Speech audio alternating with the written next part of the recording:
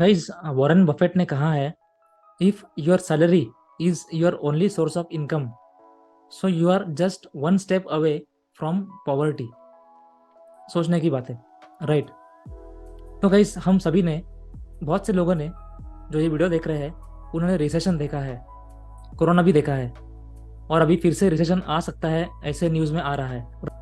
तो ऐसे टाइम में आप एक ही सोर्स ऑफ इनकम पर कैसे डिपेंड रह सकते हो?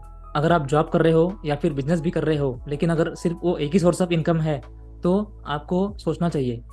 तो गाइस, मेरा नाम प्रतीक है और मैं भी फुल टाइम जॉब करता हूँ, लेकिन अलॉन्ग विद जॉब मैं YouTube through forever living business भी बिल्ड कर रहा हूँ, और मैंने अराउंड 4 to 5 सोर्सेज से मैं इनकम जनरेट करता हूँ।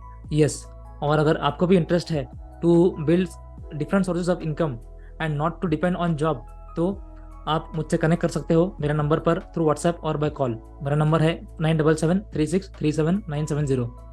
Will help you in generating 5 sources of income. Yes, all the best. Thank you.